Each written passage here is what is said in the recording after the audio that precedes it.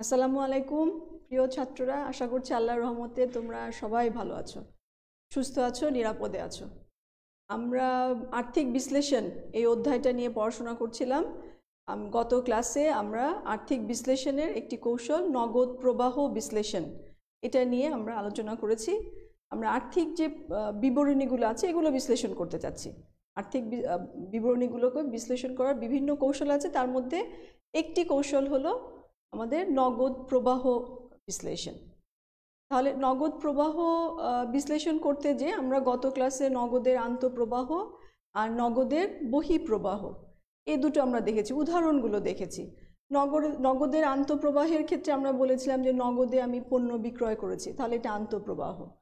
আবার যেমন সরাসরি নগদ টাকা এসেছে, আবার কি বলেছি যে যদি মজুদ পণ্য হ্রাস হয়েছে, সেটা কি হয়েছে, সেটাকে আমরা বলেছি যে মজুদ পণ্যের খরচ হওয়ার কথা ছিল, বহিঃপ্রবাহ হওয়ার কথা ছিল, কিন্তু হয়নি। এটাকে আমরা আন্তঃপ্রবাহ হিসেবে বিবেচনা করছি। একইভাবে আমরা নগদের বহিঃপ্রবাহের ক্ষেত্রে কি বলেছি যে ক্রেতারকে আমি কাঁচামাল কিনছি, পাওনাদারকে আমি কি করছি, আমি আমার নগদ টাকা প্রদান করছি, তাহলে বহিঃপ্রবাহ হলো। আবার প্রাপ্য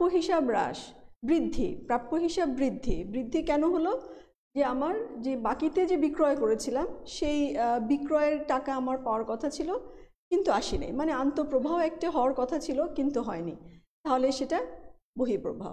তাহলে এভাবে আমরা গত ক্লাসে কিন্তু খুব সুন্দর করে আমরা অনেকটা সময় নিয়ে আমরা এগুলো আলোচনা করেছি। আমি আশা করছি তোমাদের কাছে জিনিসগুলো একটু ক্লিয়ার হয়ে গেছে, না হলে ক্লাসটি দেখবে, ঠিক আছে, আগে ক্লাসটি দেখবে। আমরা এরপরে কি শিখেছি, এরপরে আমরা নগদ প্রবাহ বিবরণী, আজকে আমরা নগদ প্রবাহ বিবরণী কিভাবে করতে হয় সেটা আমরা শিখে নেব।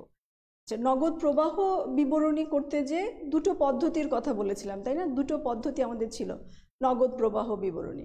তাহলে প্রথম যে কাজ সেটা হলো যে আমাকে ঝটফট সবাই লিখে ফেলো যে নগদ প্রবাহ বিবরণীর যে দুটো পদ্ধতি ছিল সেই পদ্ধতির নাম দুটো কি, ঠিক আছে? একটু আমি দেখি সবার মনে আছে কিনা। নগদ প্রবাহ বিবরণী তৈরি করার দুটো পদ্ধতির কথা আমি বলেছি তোমাদের। তাহলে নগদ প্রবাহ বিবরণী তৈরি করার যে দুটো পদ্ধতির নামটা লিখে ফেলো। এর মাঝে আমি যেটা করছি, আমরা নগদ প্রবাহ বিবরণী এখানে যাওয়ার আগে আমি তোমাদের আরেকটা বিষয় আমরা একটু আলোচনা করতে চাই। সেটা কি? সেটা হলো অনগদ লেনদেন, নন ক্যাশ ট্রানজ্যাকশন, অনগদ লেনদেন।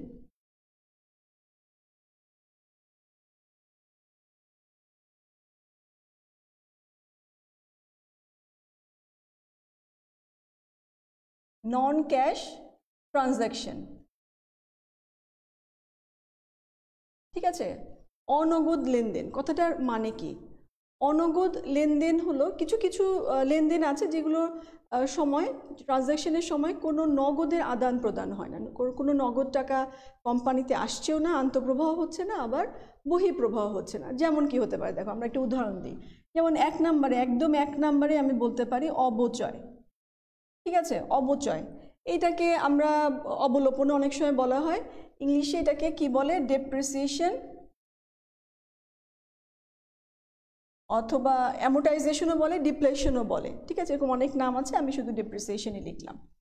আচ্ছা, তাহলে আমাদের এই যে অবচয় ক্ষেত্রে আমরা অবচয় মানেটা কি? অবচয় মানে হলো তুমি একটি সম্পত্তি কিনেছো, মনে করো একটি মেশিনারি কিনেছো, মেশিন কিনেছো কত টাকা দিয়ে? ধরো 10 লাখ টাকা দিয়ে তুমি একটি মেশিন কিনেছো।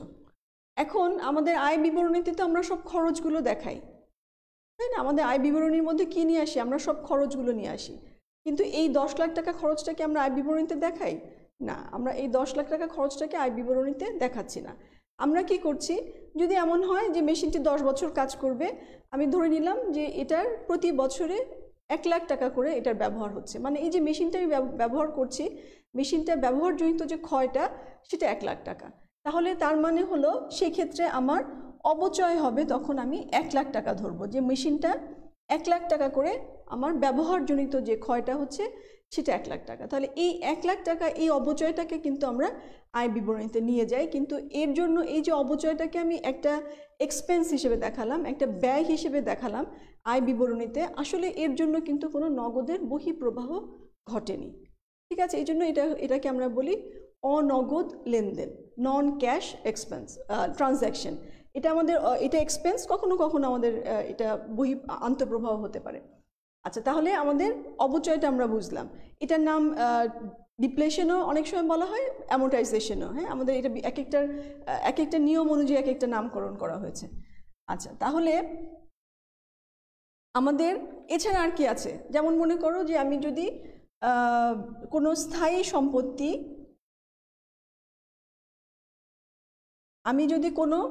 সম্পত্তি কিনি, যে স্থায়ী সম্পত্তিটার বিপরীতে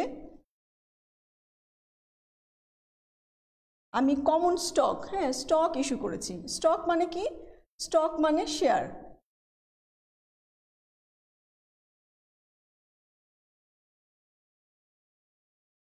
ঠিক আছে, তাহলে কি হলো যে আমি স্থায়ী সম্পত্তি একটা ক্রয় করেছি। স্থায়ী সম্পত্তি যেটা আমি ক্রয় করেছি, তার জন্য তো আমার নগদ টাকা দেওয়ার কথা ছিল। আমি নগদ টাকা না দিয়ে কোম্পানির কিছু শেয়ার তাকে দিয়েছি। তাহলে এর মধ্যে কি কোনো নগদের আদান প্রদান হয়েছে? কোনো নগদের কিন্তু আদান প্রদান হয়নি। তাহলে এটা একটা অনগদ লেনদেন। এছাড়া আর কি হতে পারে? যেমন মনে করো যে আমি বন্ডকে কনভার্ট করেছি কমন স্টকে। এরকম হতে পারে যে আমি বন্ডকে রূপান্তর করেছি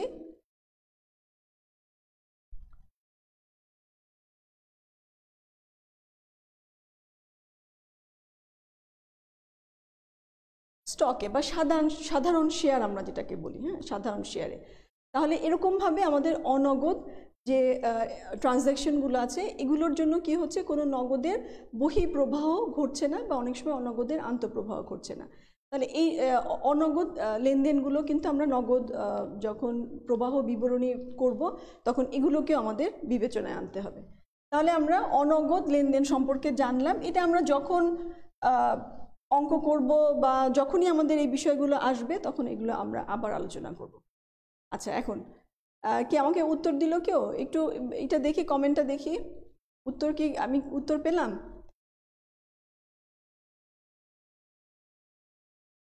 কোথায়? কোনো আনসার তো দেখছি না। আমি প্রশ্ন করেছিলাম, কি ক্লাসটা দেখো নাই বোধহয়, নাকি উপর দিকে আছে নাকি? দেখো তো উপরে, আরেকটু উপরে। কোথায়? মিশুকে তো আনসার করার কথা। নমস্কার ম্যাম, নমস্কার, ওয়ালাইকুম সালাম। না, আমি কিন্তু দেখছি না, খুবই ডিসঅ্যাপয়েন্টিং। কেন আনসার নাই? কেন আনসার তো থাকার কথা ছিল। আচ্ছা, আমি আবার বলে দিচ্ছি, আমাদের নগদ প্রবাহ বিবরণী, নগদ প্রবাহ বিবরণী,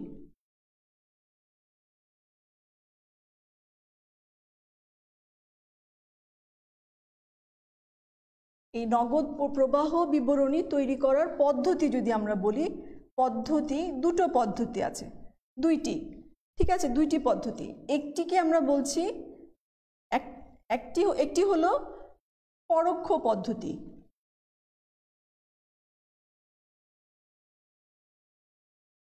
এটাকে বলা হচ্ছে ইনডাইরেক্ট মেথড। ঠিক আছে, সেই যে বলেছিলাম না, পেনাল্টি কিক দেওয়ার সুযোগ যদি না থাকে, তাহলে কি করবে? ইনডাইরেক্ট ফ্রি কিক দিবে। তাহলে এটা সেই ইনডাইরেক্ট ফ্রি কিক মানে কি, নেট ইনকামের সাথে অ্যাডজাস্ট করে আমরা নগদের প্রবাহ বের করার চেষ্টা করি। আর 2 নম্বরে হলো আমাদের প্রত্যক্ষ পদ্ধতি। এটা হলো ডাইরেক্ট। ঠিক আছে, এটা ডাইরেক্ট মেথড। এটা কিছুক্ষণ পরে এটা আমি আবার আলোচনা করছি। তার আগে আমরা যে কি বলেছিলাম, যে নগদ প্রবাহ বিবরণী তৈরি করতে যে আমরা নগদের আন্তঃপ্রবাহ এবং নগদের বহিঃপ্রবাহকে আমরা 3টা ক্লাসিফিকেশন, শ্রেণী বিভাগ করেছিলাম। যে পরিচালন কার্যক্রম হতে নগদের প্রবাহ, বিনিয়োগ কার্যক্রম থেকে নগদের প্রবাহ, আর অর্থায়ন কার্যক্রম থেকে নগদের প্রবাহ। আচ্ছা, তাহলে আমাদের নগদ প্রবাহ বিবরণী। আচ্ছা, একটা কথা একটু দেখি যে আমাদের নগদ, নগদ কথাটার মানে কি? নগদ কথার মানে তো নগদ, একদম নগদ, কিন্তু তার সাথে আরেকটা কি আছে? নগদের সমতুল্য, ঠিক আছে, নগদের সমতুল্য, নগদ আর নগদের সমতুল্য মানে ইকুইভ্যালেন্ট টু ক্যাশ অথবা ইজিলি কনভার্টেবল টু ক্যাশ, মানে হাইলি লিকুইড, যেই বিনিয়োগগুলোকে আমরা হাইলি লিকুইড বলছি, মানে খুব সহজে সেটা বিক্রয় করে দেওয়া হচ্ছে। আর নগদ টাকা মানে তো আমরা বুঝি, দেখো নগদ টাকা আমরা যখন হাতে রাখি, মনে করো কখনো কখনো আমাদের যে পরিচালনের জন্য যে টাকাটা রাখতে হচ্ছে হাতে, তার থেকে একটু বেশি পরিমাণে রাখতে হয়। কেন রাখতে হয়? যে হঠাৎ করে তো একটা খরচ হতে পারে, যেমন অনেক সময় আমাদের কি স্পেশাল কিছু, মনে করো যে অর্ডার আমরা হঠাৎ করে পেয়ে গেলাম, কোম্পানি হঠাৎ করে একটা স্পেশাল অর্ডার পেয়ে গেল। কীরকম স্পেশাল অর্ডার? যেমন মনে করো আমাদের তো আমাদের যে ফুটবলের জাদুকর বলা হয় ম্যারাডোনা চলে গেল, তাই না? ফুটবলের জাদুকর আর বলা হয় গ্রেটেস্ট জিগলার বলা হয় না? তাহলে এই যে ম্যারাডোনা চলে গেল, এখন দেখেছো, খেয়াল করেছো যে খবরের মধ্যে যে প্রত্যেকটা তার যত ভক্ত আছে সব তার জার্সি পরে, তার যে সে 10 নাম্বার, সে আর্জেন্টিনার যে সে 10 নাম্বার জার্সি, খুবই মানে সেই সময়কার আমাদের খুব পরিচিত, তাহলে সেই জার্সি পরে সবাই সেই তার ফিনারেলে সবাই এসেছে। তাহলে এই যে 10 নম্বর জার্সি হঠাৎ করে কি তার সেই জার্সি বিক্রয় বেড়ে গেছে না? এটা কি সারা বছর হবে বা আগের থেকে প্রেডিক্ট করা সম্ভব না? সম্ভব না। হঠাৎ করে একটা অপরচুনিটি হয়তো জার্সি কোম্পানিগুলোর হাতে এসেছে যে তারা এই 10 নম্বর জার্সি তৈরি করছে, ম্যারাডোনার ফিনারেলে সবাই পড়বে, সেই কারণে মানে কারো পৌষ মাস আর কারো সর্বনাশ, এরকম কি মনে হচ্ছে, তাই না?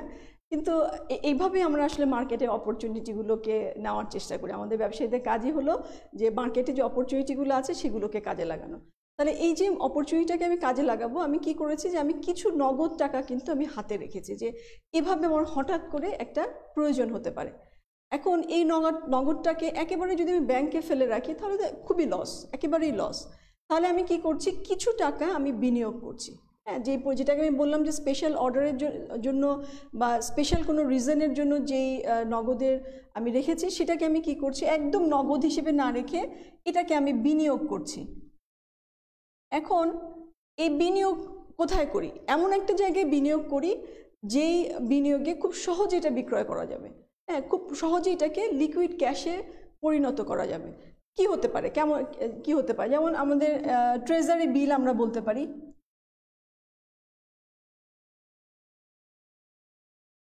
ট্রেজারি বিল আমাদের আছে। এছাড়া আর কি আছে? যেমন মনে করো কমার্শিয়াল পেপার, ঠিক আছে, কমার্শিয়াল পেপার। এরকমভাবে যেটাকে আমরা মুদ্রা বাজারের, আমাদের মুদ্রা বাজার মানি মার্কেটের যে ইনস্ট্রুমেন্টগুলো আছে না, ইনস্ট্রুমেন্ট, এগুলো তো তোমরা দ্বিতীয় অধ্যায়ে পড়েছো না? দ্বিতীয় অধ্যায়ে আর্থিক বাজার আইনগত দিকসমূহের মধ্যে মুদ্রা বাজার এবং মূলধন বাজার সম্পর্কে তোমরা জেনেছো। তাহলে ওখানে যেই ইনস্ট্রুমেন্টগুলো আছে যেগুলোকে খুব সহজে, যেগুলো কিনে রাখলে, আমি যদি এখন ট্রেজারি বিল কিনে রাখি, খুব সহজে সেটাকে আমি বাজারে বিক্রি করে ফেলতে পারবো। মানে এই মুদ্রা বাজারে যে, অবশ্যই সেটা চাল ডাল পেঁয়াজের বাজার না, তাই না? আচ্ছা, কমার্শিয়াল পেপার হলে তাহলে সেটাও আমরা এভাবে আমরা বিক্রি করতে পারবো। এখন মূলধন বাজারের যে ইনস্ট্রুমেন্টগুলো আছে সেটা আমাদের এই নগদের সমতুল্য বা মার্কেটেবল সিকিউরিটিস। হ্যাঁ, যেটা মিশুক আমাকে আগে প্রশ্ন করেছিল যে মার্কেটেবল সিকিউরিটিসটা কি ও জানি কি একটা লিখেছিল যে দোকানের মানে পজেশন নেওয়ার জন্য অগ্রিম, এটা সেটা না, এটা সিকিউরিটি মানি হয়তো দিতে হতে পারে। এটা হলো একেবারেই তুমি নগদ টাকাকে এমনভাবে বিনিয়োগ করছো যাতে করে তুমি খুব সহজে সেটাকে তুলে আনতে পারো। তাহলে একটা হতে পারে মুদ্রা বাজারে যে ইনস্ট্রুমেন্টগুলো আছে। এছাড়া আমাদের হতে পারে ক্যাপিটাল মার্কেটের যে ইনস্ট্রুমেন্টগুলো আছে, যেমন শেয়ার, স্টক, ডিবেঞ্চার, এগুলো মার্কেটেবল সিকিউরিটিজ হিসেবে আমরা গণ্য করব কি না সেটা কিন্তু পুরোটাই ডিপেন্ড করছে সেই ক্যাপিটাল মার্কেটের বৈশিষ্ট্যের উপরে। এটা কত সহজে লেনদেন করা যায় বা এখানে যেই শেয়ারের যে ওঠানামা এটা কতটা ফ্ল্যাকচুয়েট করে, এরকম অনেকগুলো প্যারামিটার আছে বা অনেকগুলো পয়েন্ট আছে যার উপর বেসিস করে আমরা বলতে পারবো যে ওটা মার্কেটেবল সিকিউরিটি হবে কি হবে না। কিন্তু মুদ্রা বাজারের যে ইনস্ট্রুমেন্টগুলো আছে এগুলো কিন্তু আমাদের মার্কেটেবল সিকিউরিটিজ। অর্থাৎ কি হলো যে এখানে আমি নগদ টাকাকে যদি বিনিয়োগ করি খুব সহজে আমি এটাকে নগদে কনভার্ট করে ফেলতে পারবো এবং এখানে স্বল্পমেয়াদী বিনিয়োগ এগুলো এবং এখানে ফেয়ার ভ্যালু যেটা মানে মার্কেট ভ্যালু অত বেশি ওঠানামা করে না এবং রিটার্নটাও কিন্তু অল্প, যেহেতু স্বল্পমেয়াদী বিনিয়োগ সেজন্য রিটার্নটাও অল্প, কিন্তু নগদ হিসেবে রাখার থেকে এটা বেটার। ঠিক আছে, তাহলে এগুলোকে আমরা মার্কেটেবল সিকিউরিটিজ বলছি, যেটাকে আমরা নগদের সমতুল্য বলছি। তাহলে আমরা যেই নগদ প্রবাহ বিবরণী যেটা আমরা তৈরি করছি সেটা হলো কি, হলো নগদ এবং নগদের সমতুল্য যে বিষয়গুলো আছে, যে অ্যামাউন্টগুলো আছে, এগুলোর যে চেঞ্জ, হ্যাঁ, এগুলোর যে নগদের আন্তঃপ্রবাহ বা বহিঃপ্রবাহ, বা নগদের আন্তঃপ্রবাহ বলতে আমি নগদ এবং নগদের সমতুল্য বুঝাবো, নগদের বহিঃপ্রবাহ বলতে আমি নগদ এবং নগদের সমতুল্যকে বুঝাবো। ঠিক আছে, তাহলে এই হলো আমাদের নগদ প্রবাহ বিবরণী নিয়ে কথা। আচ্ছা, এখন কথা হলো যে আমি বলেছিলাম যে আমাদের এই যে নগদে আন্তঃপ্রবাহ বহিঃপ্রবাহ, এটাকে আমরা 3টা কার্যক্রমে ভাগ করেছি। একটা কার্যক্রম কি, পরিচালন কার্যক্রম হতে নগদের প্রবাহ। ঠিক আছে, পরিচালন কার্যক্রম হতে নগদের প্রবাহ, cash flow from operating activities.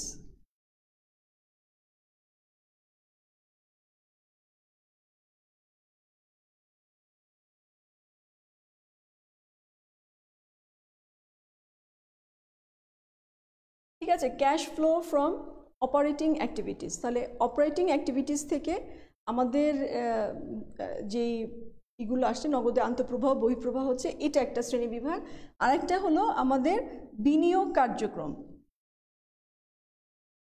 বিনিয়োগ কার্যক্রম হতে নগদের প্রবাহ, যেটাকে আমরা বলছি cash flow from investing activities.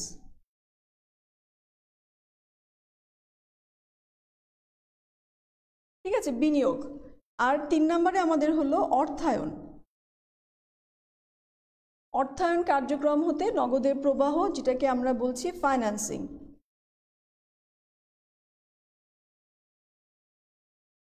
ঠিক আছে, এই হলো আমাদের 3টা কার্যক্রম।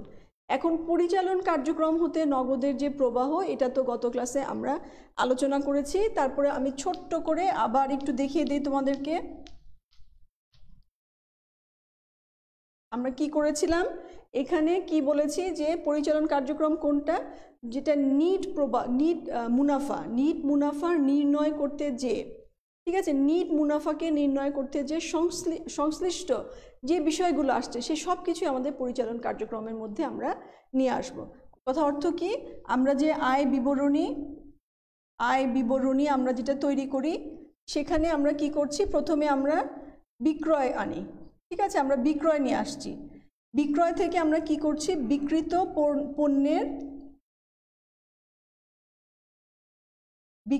পণ্যের ব্যয়, এটাকে আমরা বাদ দিচ্ছি।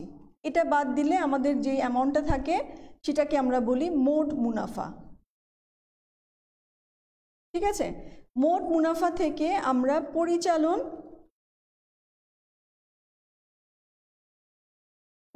যে ব্যয়গুলো আছে সেগুলোকে আমরা অ্যাডজাস্ট করি। পরিচালন ব্যয়ের মধ্যে কি আছে, আমাদের সাধারণ ও প্রশাসনিক ব্যয়, আর একটা হলো আমাদের বিক্রয় ব্যয়। ঠিক আছে, এগুলোকে আমরা অ্যাডজাস্ট করি। তাহলে পরিচালন ব্যয় মনে করো দুটো মিলে আমার যা এসেছে, সেটাকে আমি বাদ দিলে আমার যা থাকে সেটাকে আমি বলছি নিট মুনাফা। হ্যাঁ, নিট মুনাফা কর পূর্ব, হ্যাঁ, কর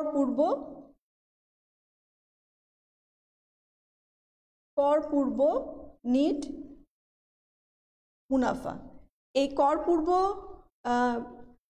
পূর্ব নিট মুনাফার আগে, করের আগে আরেকটা জিনিস আমি দিব, কারণ এখানে আমি বলেছিলাম যে গত ক্লাসে আমি দেখিয়েছিলাম, সেটা হলো কি, এটা থেকে আমরা অন্যান্য যে আয় এবং ব্যয় আছে মাইনাস করব আমরা অন্যান্য ব্যয়কে,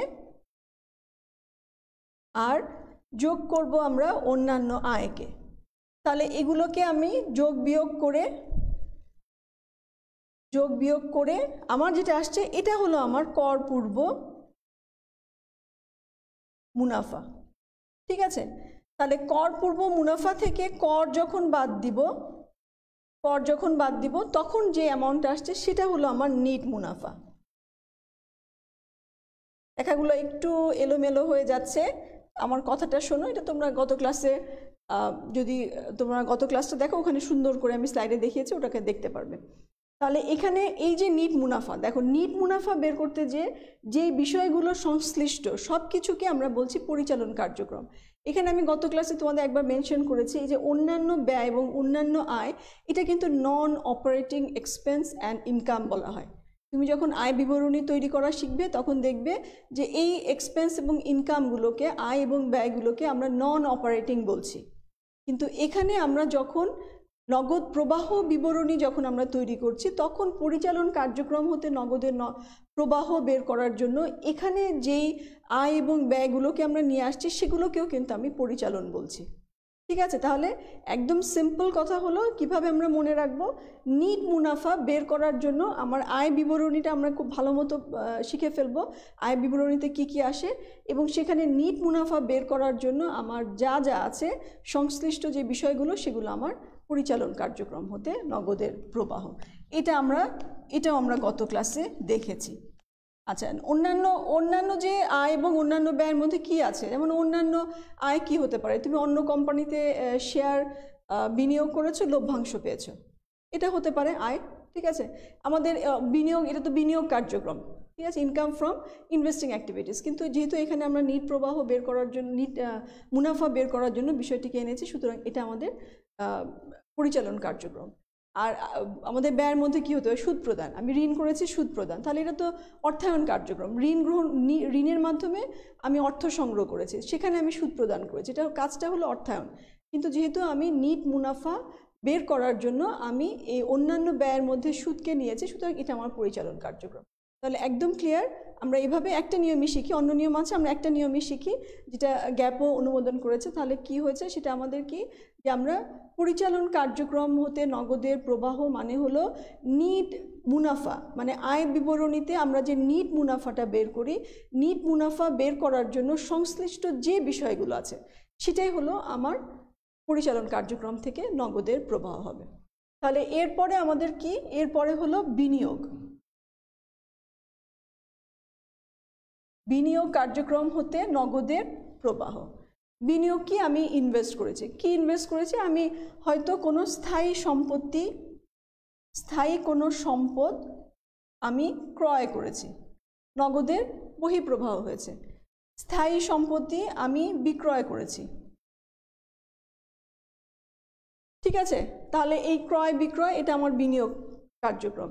এছাড়া কি হতে পারে, অন্য কোম্পানিতে আমি শেয়ার ক্রয় করেছি, অন্য কোম্পানির শেয়ার আমি ক্রয় করেছি। ঠিক আছে, আবার অন্য কোম্পানির শেয়ার আমি কি করেছি, বিক্রয় করেছি। আমাদের ইনভেস্টমেন্ট, যেটাকে আমরা ইনভেস্টমেন্ট হিসেবে বলি, এটা হতে পারে আমাদের বিনিয়োগ কার্যক্রম। এছাড়া কি, আমাদের ঋণ প্রদান, আমি যদি কাউকে ধার দিয়ে থাকি, ঋণ প্রদান, তাহলে এটা আমার, কাউকে আমি ধার দিয়েছি, তাহলে ঋণটা যদি আমি আবার ফেরত পাই, ঋণ যদি আমি ফেরত পাই, তাহলে এগুলো আমাদের বিনিয়োগ কার্যক্রম। ঠিক আছে, এখানে আমাদের এগুলো সব হলো বিনিয়োগ কার্যক্রম, এটা অর্থায়ন না, এটা আমাদের বিনিয়োগ, আমি বিনিয়োগ করছি। ঠিক আছে, এই হলো আমাদের বিনিয়োগ কার্যক্রম। এরপরে আসো আমাদের কি, এরপরে হলো আমাদের অর্থায়ন কার্যক্রম।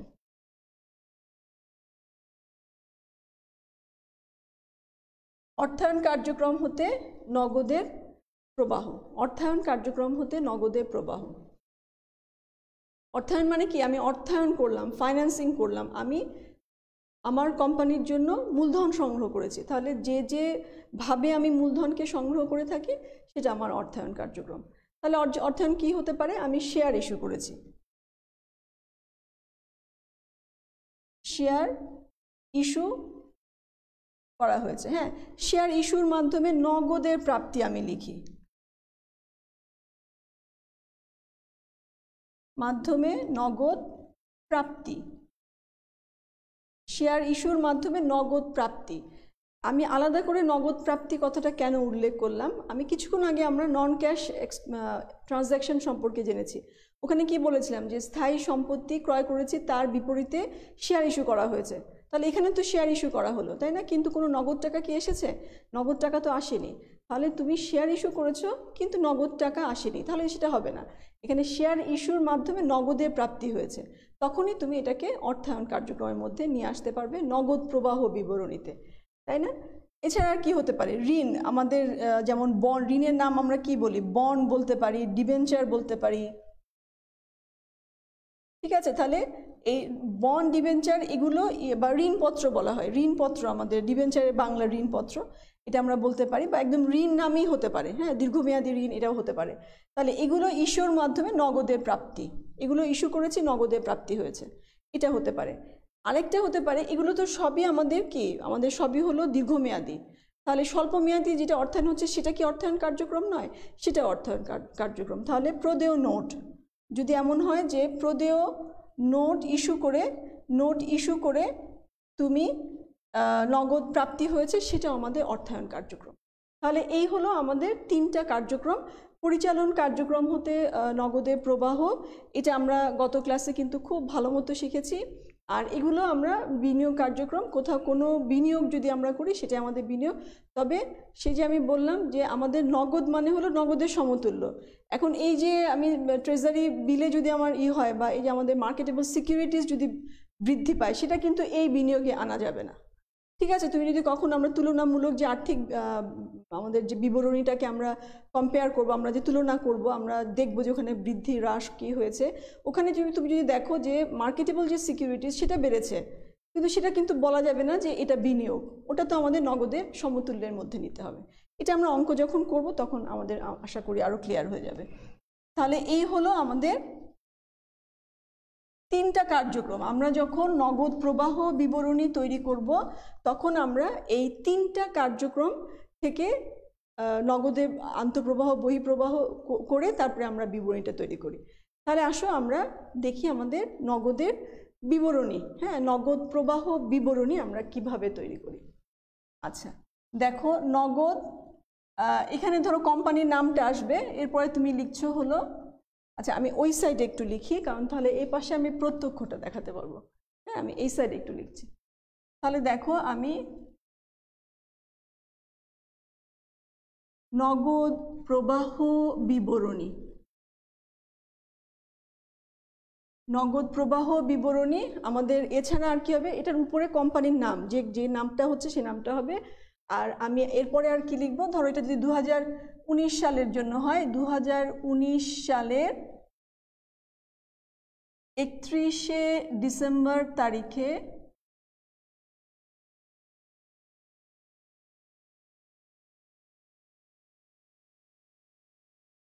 সমাপ্ত বছরের জন্য। তার মানে একেবারে আমাদের আয় বিবরণী, হ্যাঁ, আয় বিবরণীতে আমরা যেটা লিখি সেটাই কিন্তু আমি লিখেছি, ঠিক আছে? তাহলে এটা হলো আমাদের নগদ প্রবাহ বিবরণীর। এটার উপরে যে নাম হবে, ধরো ABC কোম্পানি, ABC আমরা যদি লিমিটেড বলি, ঠিক আছে, কোম্পানির নাম ABC লিমিটেড। তাহলে এইখানে বিবরণী, তাহলে আমরা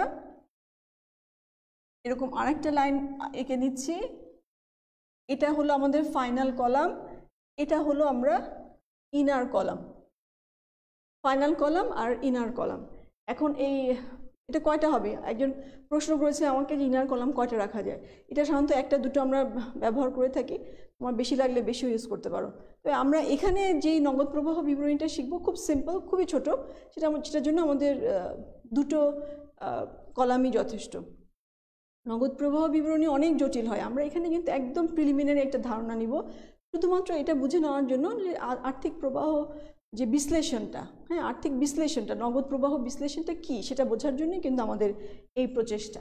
আচ্ছা, তাহলে এখানে আমরা লিখি বিবরণ, আর এখানে আমাদের এটা টাকা এবং এখানে টাকা, ঠিক আছে?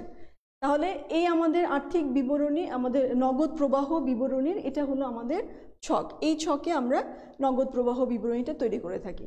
তাহলে 1 নম্বরে যেটা আসবে সেটা হলো আমার পরিচালন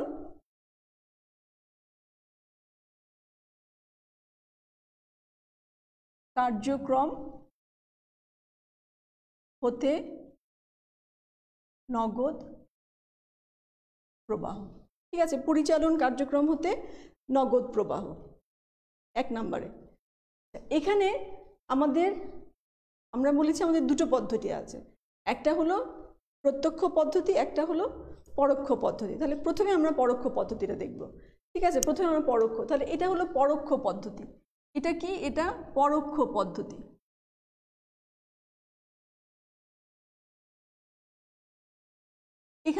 এখানেও লিখে দিতে পারো জিনিসটা, হ্যাঁ, এটা পরোক্ষ পদ্ধতি। আচ্ছা, তাহলে এখানে আমাদের পরিচালন কার্যক্রম হতে নগদে প্রবাহ পরোক্ষ পদ্ধতিতে আমরা কি করি, আমাদের যে নিট মুনাফা, এই মুনাফাটাকে আমরা এখান থেকে আমরা চেষ্টা করি নগদ কত বের করার জন্য। হ্যাঁ, নিট মুনাফাটাকে বেস ধরে এখান থেকে আমরা নগদে প্রবাহ, পরিচালন কার্যক্রম থেকে নগদে প্রবাহ কত বের করার চেষ্টা করি।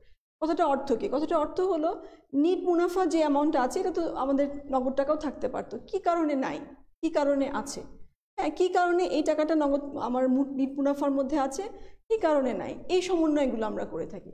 তাহলে আমরা যে কাজটা করব, আমরা এখানে কি করি, নিট মুনাফা, নিট মুনাফাকে আমি এখানে নিয়ে আসলাম। নিট মুনাফা আমার এখানে আসলো। এখান থেকে আমি কি করব, এই নিট মুনাফার সাথে বিভিন্ন সমন্বয় সমূহ আমার যা যা আছে, কিছু আমি যোগ করব, কিছু আমি বিয়োগ করব। ঠিক আছে, যেগুলোর কারণে আমার নিট মুনাফাতে আরও বেশি নগদে প্রবাহ হয়েছে মনে করব, নগদে আন্তঃপ্রবাহ হয়েছে, সেগুলোকে যোগ করব। আর যেগুলো আমি মনে করব যে নগদের বহিঃপ্রবাহ হয়েছে, সেগুলোকে আমি বিয়োগ করে দেব। ঠিক আছে, তাহলে প্রথমে আমরা যোগটাই দেখি কি করব। যেমন গত ক্লাসে আমরা তো দেখেছি, কি দেখেছিলাম, যে আমাদের কি প্রাপ্য হিসাব। আচ্ছা, একদম প্রথমে অবচয় লিখি। হ্যাঁ, আমার যে অনগদ লেনদেন, আমার যে অনগদ ব্যয়, একটা ডেপ্রিসিয়েশন, আমার অনগদ লেনদেন, আমার অবচয়, এই অবচয়টাকে চোখ বন্ধ করে লিখে ফেলতে পারো, কারণ আমাদের প্রতিটা আয় বিবরণীর মধ্যে অবচয় থাকে, যে কারণে আমাদের নগদের কোনো বহিঃপ্রবাহ ঘটেনি। ঠিক আছে, নগদের যেহেতু কোনো বহিঃপ্রবাহ হয়নি, তাহলে সেটা আন্তঃপ্রবাহ। তাহলে একদম প্রথমে আমরা অবচয়কে লিখে দিই, অবচয়। ঠিক আছে, আমার অবচয় বাবদ যে খরচটা আমি দেখিয়েছি, অবচয় বাবদ যে ব্যয়টি আমি দেখিয়েছি, আমার আয় বিবরণীতে নিট মুনাফা বের করতে যে আমি অবচয়কে বাদ দিয়েছি, কিন্তু অবচয়ের জন্য কোনো নগদের বহিঃপ্রবাহ ঘটেনি, কারণ এটা আমাদের অনগদ লেনদেন। ঠিক আছে, এটা আমাদের নন ক্যাশ এক্সপেন্স, আমাদের এটার জন্য কোনো নগদ টাকা যায়নি। তাহলে এই টাকাটা আমার আছে, নিট মুনাফার সাথে আছে, তাহলে এটাকে আমি যোগ করব। এছাড়া আর কি আছে? এছাড়াগুলো তো আমরা জানি, যেমন কি আছে বলো, যেমন আমরা গত ক্লাসে দেখেছিলাম প্রাপ্য হিসাব কি হ্রাস না বৃদ্ধি? প্রাপ্য হিসাব হ্রাস, তাই না? প্রাপ্য হিসাব হ্রাস মানে হলো যে আমার প্রাপ্য হিসাব, যেটা আমি দেনাদার বা যার কাছ থেকে আমি পেতাম, বিক্রয় করেছিলাম ধারে, তার কাছ থেকে পেতাম, সেটা এই বছরটা তো পেয়েছি, আবার গত বছরেরটাও পেয়েছি। আচ্ছা, এই হ্রাস বৃদ্ধি আমরা কোথা থেকে পাই? আমি গত ক্লাসে দেখিয়েছি তুলনামূলক আর্থিক বিবরণী, আমাদের যেই ব্যালেন্স শিট যেটা আছে, ঠিক আছে, উদাত্ত পত্র যেটা আছে, সেখানে আমরা কি করি, আমাদের এরকমভাবে দেওয়া থাকে, এরকমভাবে ধরো এখানে 2018, 2019 এরকম করে দেওয়া আছে। তাহলে প্রাপ্য হিসাবে তুমি দেখছো যে 2018 সালে দেখা গিয়েছিল যে 2000 টাকা আমি পাবো, এখন 2019-এ আমি দেখেছি যে 1800 টাকা বাকি আছে। তাহলে 200 টাকা কোথায় গেল? 200 টাকা পেয়েছি আমাকে দিয়েছে, তাহলে হ্রাস। ঠিক আছে, প্রাপ্য হিসাব কি হয়েছে? হ্রাস হয়েছে। তাহলে এরকমভাবে আমরা যে তুলনামূলক যে আমাদের আয় বিবরণী, আর্থিক বিবরণী যেটা আছে, ব্যালেন্স শিট, সেটাকে আমরা কন্টিনিউয়াস আমরা কি করব, সেটাকে আমরা কম্পেয়ার করব। হ্যাঁ, কম্পেয়ার করে করে আমরা এটা নিয়ে আসব। তাহলে দেখো প্রাপ্য হিসাব হ্রাস, তাহলে এরপরে দেখো আর কি আছে, মজুদ পণ্য হ্রাস। ঠিক আছে, মজুদ পণ্য হ্রাস হয়েছে। আচ্ছা, মজুদ পণ্য হ্রাসও আমরা গত ক্লাসে আলোচনা করেছি। এছাড়া কি হতে পারে? দেখো অগ্রিম খরচ, এটা হ্রাস। অগ্রিম খরচ মানে কি? অগ্রিম খরচ মানে হলো কোনো কারণে আমি কি করেছি, আমি 10,000 টাকা দিয়েছি 10 বছরের জন্য, 10 বছরের জন্য কোনো একটা ব্যয় আমি 10,000 টাকা দিয়েছি, আমার কথা ছিল যে প্রতি বছর 1,000 টাকা করে করে আমার অ্যাডজাস্ট হবে। তাহলে এই টাকাটা আমি আগেই দিয়েছি, আমার নগদের বহিঃপ্রবাহ আগেই হয়েছে। ঠিক আছে, তাহলে কি হয়েছে, এখন শুধু আমি ব্যালেন্স শিটে আমি দেখব যে ওইটা কমে গেছে, এটা কমে এসেছে। তাহলে এখানে আমাদের অগ্রিম খরচ যদি হ্রাস করে সেটাও আমাদের কি হবে, এগুলো আমাদের সব যোগ হবে। তাহলে এগুলো আমরা যোগ করব। ঠিক আছে, আচ্ছা এখন এটা হলো আমরা কি করলাম, সব যোগ করেছি। আচ্ছা এবার বিয়োগ করো বা বাদ দিয়ে দিচ্ছি, বাদ দিই। আমরা কি বাদ দিব, দেখো আমাদের প্রাপ্য হিসাব বৃদ্ধি হতে পারে। আচ্ছা এখানে আরও কিছু আসতে পারে না, আমাদের প্রদেয় হিসাবগুলো আসতে পারে। আচ্ছা এখানে আমরা দেখি কি প্রাপ্য হিসাব আমাদের, না সরি প্রদেয়, প্রাপ্য হিসাব বৃদ্ধি তো আমাদের কি হবে, এটা আমাদের বহিঃপ্রবাহ চলে যাবে। ঠিক আছে, তাহলে আমাদের কি হচ্ছে, আমাদের প্রাপ্য হিসাব হ্রাস, এছাড়া আমরা কি করতে পারি, কোনগুলোকে আমরা বাদ দিব। যেমন মনে করো যে আমাদের আচ্ছা আমি বলেছিলাম যে প্রদেয় হিসাবগুলো দেখাবো। আচ্ছা একটা জিনিস একটু খেয়াল করো, এই যে আমি যে নামগুলো লিখেছি এই নামগুলোকে তুমি কি বলতে পারো, এগুলো কি হিসেবে বলে, এটাকে আমরা চলতি সম্পদ বলতে পারি না, চলতি সম্পদ। তাহলে এগুলোকে আমরা চলতি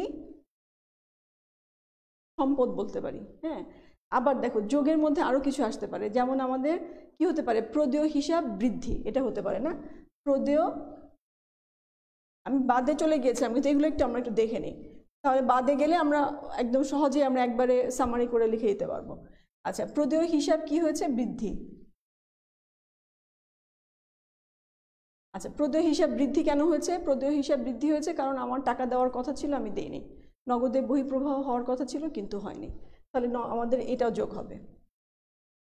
ঠিক আছে, বা বকেয়া খরচ, বকেয়া খরচ এটা বৃদ্ধি বেড়েছে কেন, খরচ দেওয়ার কথা ছিল দেই নেই, হ্যাঁ আগেরটা তো দেই নেই, এবছর আবার দেই নেই, তাহলে এগুলোকে আমরা যোগ করছি। তাহলে এটা যেমন চলতি সম্পদ, এটা কিন্তু আমাদের চলতি দায়। তাহলে এখানে আমরা কি বলতে পারি, চলতি সম্পদ যদি হ্রাস করে তাহলে যোগ করতে হচ্ছে, চলতি দায় যদি বৃদ্ধি করে তাহলে বিয়োগ করতে হচ্ছে। একদম সামারি যদি আমরা করি, হ্যাঁ সামারি যদি করি, আমাদের চলতি সম্পদ যদি হ্রাস পায় তাহলে যোগ করতে হচ্ছে, চলতি দায় যদি বৃদ্ধি পায় তাহলে যোগ করতে হবে। আর বাদ দিব কি, তাহলে বাদটা আমাদের জন্য খুব সহজ হয়ে গেল, এখানে আমি যোগ করছি এগুলো, আর বাদ দিব কি, বাদে আমি বলতে পারি কি চলতি সম্পদ,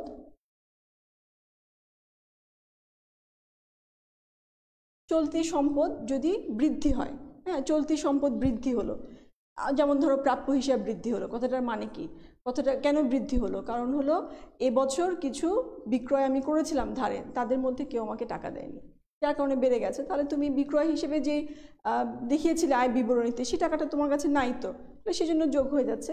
তাহলে চলতি সম্পদ আমাদের বৃদ্ধি যদি পায় তাহলে আমরা বাদ দিয়ে দিচ্ছি। একইভাবে আমাদের যে চলতি যেটা দায় আছে এটা যদি হ্রাস পায়, হ্রাস মানে প্রদেয় হিসাব হ্রাস পেলো, তার মানে কি তুমি এই বছরের যারা তোমার প্রদেয় হিসাব ছিল, তুমি ধারে কাঁচামাল ক্রয় করেছিলে সবাইকে দিয়েছো, গত বছর থেকেও কিছু প্রদেয় হিসাব তুমি দিয়েছো, তোমার কাছে যারা পাওনাদার ছিল তাদেরকে তুমি দিয়েছো, তোমার কি নগদে বহিঃপ্রবাহ হয়ে গেছে না, যেই বহিঃপ্রবাহটাকে আমরা আয় বিবরণীতে দেখাইনি। এটা এই জায়গাটাই হলো সব থেকে ইম্পর্টেন্ট কথা। এটা তো আমরা বুঝি যে নগদে বহিঃপ্রবাহ হয়নি, কিন্তু কেন নিয়ে এসেছি, কারণ হলো এই যে আমাদের প্রাপ্য হিসাব এবং প্রদেয় হিসাব এগুলোর যে চেঞ্জটা হচ্ছে, গত বছরের প্রাপ্য হিসাব বা প্রদেয় হিসাবের যে কারেন্ট অ্যাসেট এবং লাইবিলিটিসের যে চেঞ্জটা, এই চেঞ্জটাকে কিন্তু আমরা আমাদের আয় বিবরণীতে নিয়ে আসি না, আমরা আয় বিবরণীতে শুধুমাত্র এই বছরের যেটা আয় যেটা ব্যয় সেটাকে আমরা নিয়ে আসি। হ্যাঁ, সেই কারণে এই জিনিসগুলো, এই চেঞ্জগুলোকে আমরা নিয়ে আসব। তাহলে এই যে যোগ করলাম আর এগুলো আমাদের এটা যোগ হয়ে গেল, আর এখানে এগুলো হলো বিয়োগ হলো। ঠিক আছে, এছাড়াও আছে যেমন মনে করো যে আমরা যদি স্থায়ী সম্পত্তি বিক্রয় করলাম, ওই যে অন্যান্য আয় ব্যয়ের কথা আমি বলেছি, এগুলো যেগুলো আমরা বললাম এগুলো তো একেবারেই আমাদের পরিচালন কার্যক্রম, কিন্তু পরিচালন কার্যক্রমের ব্যয় যদি অবচয়টা অবশ্য যদি পরিচালন কার্যক্রম তো এখানে, কিন্তু এটা আবার স্থায়ী সম্পত্তির সাথে এটা রিলেটেড, স্থায়ী সম্পত্তি তো আমাদের বিনিয়োগ, তাই না, ওখানে চলে যাচ্ছে। যাই হোক, এখানে আমাদের ওই যে অন্যান্য কাজ, ওখানে অন্যান্য যে আয় ব্যয় ছিল, অন্যান্য আয় ব্যয়ের মধ্যে যেমন হতে পারে যে তুমি স্থায়ী সম্পত্তি বিক্রয় করেছো, বিক্রি করে তোমার ক্ষতি হয়েছে, এখন ক্ষতি যে তুমি বলছো বিক্রি করে ক্ষতি, ক্ষতির জন্য কি কোনো টাকা তোমার চলে গেছে? তা তো যায়নি, তাই না? মনে করো এই যে আমি এখানে একটু লিখি, ধরো তোমার স্থায়ী সম্পত্তি একটা ছিল, ঠিক আছে, সেটার বুক ভ্যালু তোমার ছিল 10,000 টাকা। হ্যাঁ, তুমি বিক্রয় করলে, স্থায়ী সম্পত্তিটা বিক্রয় করেছো, স্থায়ী সম্পত্তি বিক্রি করেছো 8,000 টাকায়, তোমার লোকসান হয়েছে 2,000 টাকা। এখন নগদের প্রবাহ যদি আমরা বিবেচনা করি, এখানে নগদের প্রবাহ কোথায়? এখানে তোমার ক্ষতি হয়েছে 2,000 টাকা। তাহলে নগদের যে প্রবাহ, এখানে নগদের প্রবাহ কোথায় হয়েছে? এই 10,000 টাকার সাথে কোনো নগদের প্রবাহ আছে? এই 8,000 টাকার সাথে আমাদের নগদের প্রবাহ হচ্ছে। আমি বিক্রি করেছি, 8,000 টাকা আমার কাছে এসেছে, কিন্তু এই 2,000 টাকার জন্য কিন্তু কোনো নগদের বহিঃপ্রবাহ ঘটেনি। তুমি যখন বিনিয়োগ কার্যক্রমের মধ্যে দেখাবা যে 8,000 টাকা সম্পত্তি বিক্রয় বাবদ নগদের প্রাপ্তি, তখন তো তুমি 8,000 টাকা দেখিয়ে ফেলছো, এই 2,000 টাকার জন্য আলাদা করে তুমি তো আর দেখাচ্ছ না। তাহলে কিন্তু তুমি যখন নিট মুনাফা বের করেছো, তখন কিন্তু সব ধরনের আয়, ব্যয়, লাভ, ক্ষতি সব কিছু তুমি আয় বিবরণীতে নিয়ে এসেছো।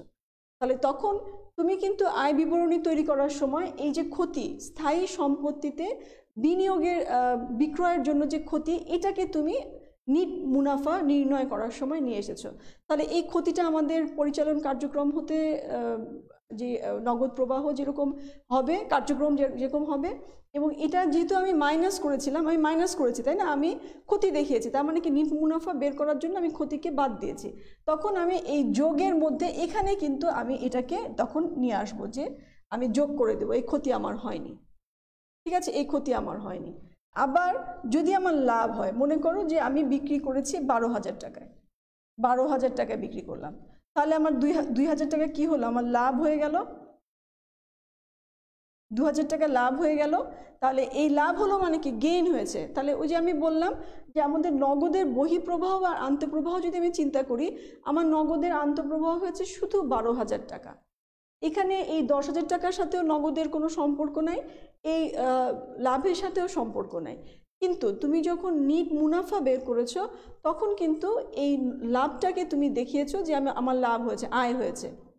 তাহলে তোমার নিট মুনাফার মধ্যে এই আয়টা আছে, যার কারণে কোনো নগদের প্রবাহ কিন্তু হয়নি, নগদের আন্তঃপ্রবাহ হয়নি। তাহলে তুমি কি করবে? তুমি এই এই যে আমাদের এই লাভটাকে এখানে বাদ দিয়ে দিবে, ঠিক আছে, যে লাভটা হলো সম্পত্তি, এটা বাদ দিয়ে দিবে। তাহলে এই যে লাভ ক্ষতি, যেটা আমরা যোগ বিয়োগ আছে, এটাকে আমরা যোগ করে আমাদের যা আসলো এটাকে এখানে নিয়ে আসবো, নিয়ে এসে আমাদের যা আসবে এটা হলো আমাদের কি? পরিচালন কার্যক্রম হতে নগদের নিট প্রবাহ, নিট নগদ প্রবাহ হতে নিট নগদ প্রবাহ, ঠিক আছে, এটা আমাদের পরিচালন কার্যক্রম হতে নিট নগদ প্রবাহ। তাহলে কি হলো আমাদের? এই যে আমরা নিট মুনাফা, এই নিট মুনাফাকে আমি দিয়েছি ফাইনাল কলামে, আমার নিট মুনাফা আছে, এই দেখো এখানে আমার নিট মুনাফাটাকে আমি এখানে দিয়েছি। তারপরে যা সমন্বয়গুলো আছে, সমন্বয়গুলোকে আমি কি করছি? আমার ইনার কলামে সব সমন্বয়, প্রথমে যোগ দিয়েছি, তারপরে বিয়োগ দিয়েছি, বিয়োগে একটা এখানে যে ব্র্যাকেট সাইন ব্যবহার করেছি, ব্র্যাকেট সাইন ব্যবহার করলেই তুমি বুঝবা যে এটা বিয়োগ, ঠিক আছে। বাদ দিয়ে এখানে প্লাস মাইনাস করে যা আসছে সেটাকে আমি ফাইনাল কলামে নিয়ে গেলাম, এটা প্লাসও হতে পারে মাইনাসও হতে পারে, তখন তুমি ওই নিট মুনাফার সাথে সেটাকে অ্যাডজাস্ট করে তোমার যা আসবে সেটাই হলো পরিচালন কার্যক্রম হতে নিট নগদ প্রবাহ, ঠিক আছে। এখন কথা হলো যে আমরা একেবারে এরকম যোগ বিয়োগ এভাবেই করবো কিনা? Not necessarily. আমরা যে পর্যায়ে অঙ্কটা করছি, আমাদের অঙ্কগুলো খুবই প্রাথমিক পর্যায়ে, তুমি একদম স্যামলটেনিয়াসলি একবার যোগ একবার বিয়োগ করে দেখাতে পারো। সেক্ষেত্রে তুমি যখন যেটা বসাবা, যদি বিয়োগ হয় তখন মাইনাস সাইনটা ইউজ করবা, তাহলেই বোঝা যাবে যে এটা মাইনাস হতে হবে। তবে আমাদের আলটিমেটলি তুমি যেই নগদ প্রবাহ বিবরণী করা শিখবে, সেখানে কিন্তু আমরা এভাবে যোগ এবং বিয়োগকে একসাথে করার চেষ্টা করি, প্রথমে যোগ তারপরে এভাবে বিয়োগ করি। তাহলে এই গেল আমাদের পরিচালন কার্যক্রম হতে নগদ প্রবাহ কি হবে। তাহলে আর কি আছে? আরেকটা আছে, আমি একটু এই সাইডে যাই, এই সাইডে আমি একটু আসি, একই জিনিস আমাদের করতে হবে। তাহলে 2 নম্বরে আমাদের কি? বিনিয়োগ কার্যক্রম।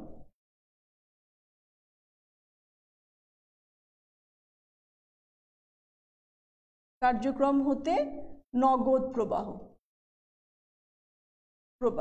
এখানে আমাদের দুটো কলাম থাকবে, ঠিক আছে, এরকম দুটো কলাম থাকবে।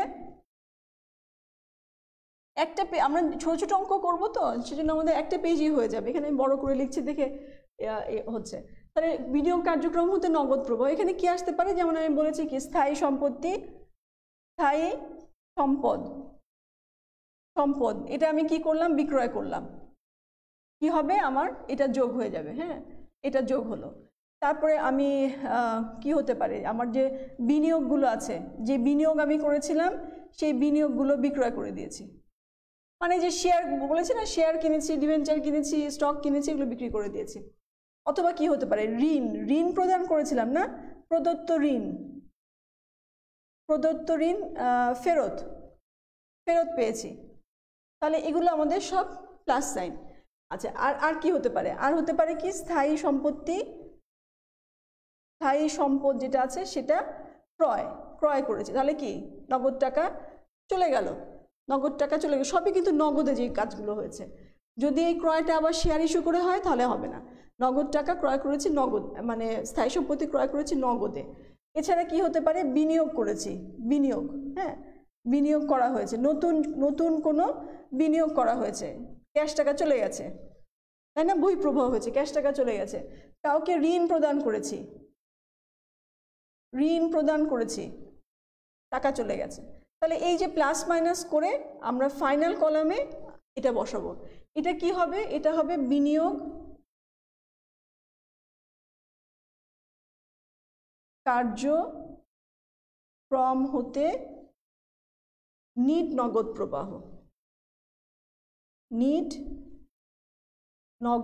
প্রবাহ, ঠিক আছে এটা।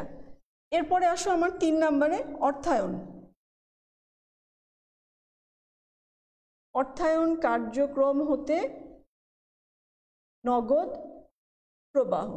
অর্থায়ন কার্যক্রম কি হতে পারে, অর্থায়ন কার্যক্রম হতে পারে আমাদের শেয়ার ইস্যু করেছি, ঠিক আছে, সব কিন্তু নগদে, আমি এটা উল্লেখ করছি না, সব নগদে।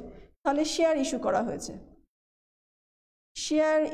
হয়েছে, ঠিক আছে। অথবা ঋণপত্র মানে ঋণ আমরা নিয়েছি, ঋণ গ্রহণ করেছি, আমি এভাবে লিখি, ঋণ গ্রহণ করেছি, ঠিক আছে, ঋণ গ্রহণ করেছি, এগুলোর মাধ্যমে কি টাকা এসেছে, তাই না, আমাদের টাকা এসেছে, তাহলে এগুলো সব যোগ, এগুলো সব নগদ টাকা এসেছে।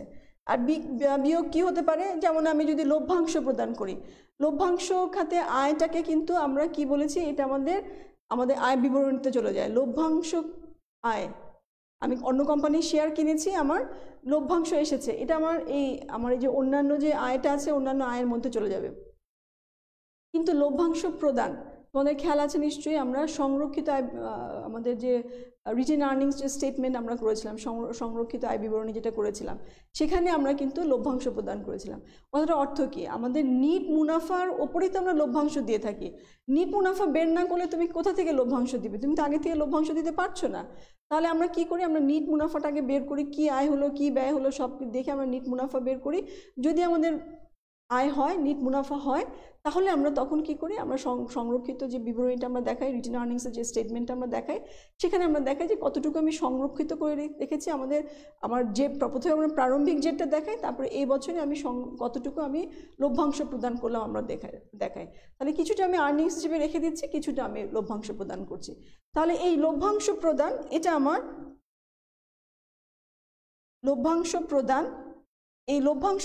এটা আমার খরচ চলে গেছে।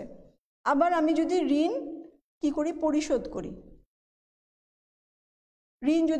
করি, তাহলে এই যে এগুলো যোগ বিয়োগ করে আমার এখানে আসবে। তাহলে এখানে এটা হবে বিনিয়োগ কার্যক্রম হতে নিট নগদ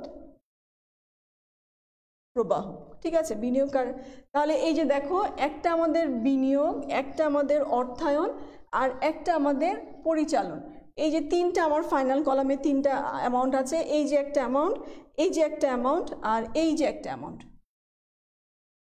এই তিনটা অ্যামাউন্ট আমি যোগ করব, এখানে আমার যোগ করব, তাহলে আমি বুঝতে পারবো যে আমার নিট নগদ বা নগদ এবং নগদের যে সমতুল্য তার যে নিট বৃদ্ধি বা হ্রাস কতটুকু হয়েছে এই বছরে, এই অর্থ বছরে আমার নিটের নগদ বৃদ্ধি বা নগদের হ্রাস কতটুকু হয়েছে, এবং তার সাথে আমি যোগ করব কি নগদের যে প্রারম্ভিক যে জেটটা আছে,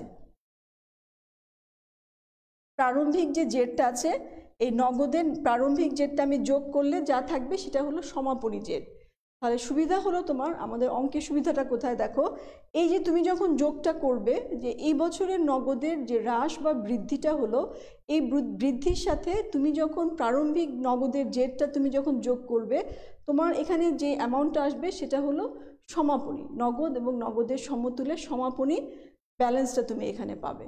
তার মানে তোমার অঙ্কের ভিতরে কিন্তু যেই তুলনামূলক বিবরণীটা দেওয়া থাকে সেখানে কিন্তু হাতে নগদ দেখবে যে আমাদের তুমি যে আগে আমি যে বিবরণীগুলো দেখিয়েছি ওখানে দেখবে যে নগদের কিন্তু ব্যালেন্সটা দেওয়া থাকে যে 2018 সালে কত, 2019 সালের শেষে কত। তাহলে ওই ব্যালেন্সের সাথে তোমার এই ব্যালেন্সটা মিলে যাবে। তোমার অঙ্ক যদি ঠিক থাকে তাহলে প্রারম্ভিক জের মানে যদি যোগ করো 2018 সালের যেটা জের সেটা তো 19 সালের প্রারম্ভিক জের, এটা গত ক্লাসে একবার আমি বলেছি। এটা নিয়ে কিন্তু কনফিউজড হওয়ার কোনো কারণ, এটা নিয়ে আসলে যারা নন বিজনেস স্টাডিজ গ্রুপে তাদের একটু সমস্যা হতে পারে, আদারওয়াইজ তো প্রবলেম হবে না। তাহলে আমাদের প্রারম্ভিক জেরটা আমরা যোগ করলে তারপরে আমাদের কি আসছে, এটা হলো যেটা আসবে সেটা সমাপনী জের। তোমার অঙ্কে এটা দেওয়া থাকে, সুতরাং ওটা যদি মিলে যায় তুমি বুঝবে তোমার অঙ্ক ঠিক আছে, ঠিক আছে, না হলে একটু দেখতে হবে যে কী সমস্যা। তাহলে এই হলো আমাদের নগদ প্রবাহ বিবরণী। এটা কি পরোক্ষ পদ্ধতি, পরোক্ষ পদ্ধতি। আমি একটু ছোট্ট করে বলে দিই, আমাদের সময় বোধহয় প্রায় শেষের দিকে, আমি একটু করে বলে দিই যে এখানে প্রত্যক্ষ পদ্ধতি যেটা, প্রত্যক্ষ পদ্ধতিতে এই জায়গাটা একেবারেই সেম, এখানে কোনো চেঞ্জ নাই, ঠিক আছে। প্রত্যক্ষ পদ্ধতিতে আমাদের বিনিয়োগ কার্যক্রম আর অর্থায়ন কার্যক্রম এই দুটোর মধ্যে কোনো পার্থক্য নাই, শুধু পার্থক্য আসবে আমাদের পরিচালন কার্যক্রম হতে নগদ প্রবাহ। এই পরিচালন কার্যক্রম হতে নগদ প্রবাহে এই যে নিট মুনাফার সাথে যে সমন্বয় করেছি এই সমন্বয়টা আমার আসবে না, এগুলো আসবে না। আমরা কি করব, আমরা দেখাবো ক্রেতার নিকট থেকে নগদ প্রাপ্তি, এটা আমরা লিখব, অথবা আমার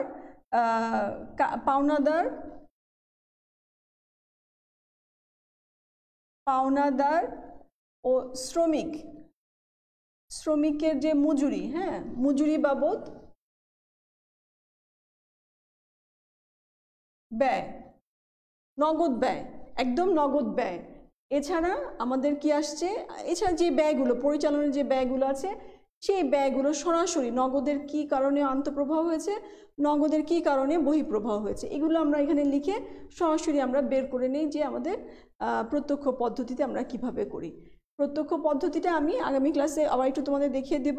তবে আমাদের সিলেবাসে যদিও আমাদের প্রত্যক্ষ পদ্ধতিটা আছে, কিন্তু প্রত্যক্ষ পদ্ধতিতে আমাদের খুব বেশি প্র্যাকটিস করার দরকার নেই, তোমরা পরোক্ষ পদ্ধতিতে প্র্যাকটিস করবে, কারণ এটা নিয়ে খুব বেশি প্রশ্ন আসে না আমাদের।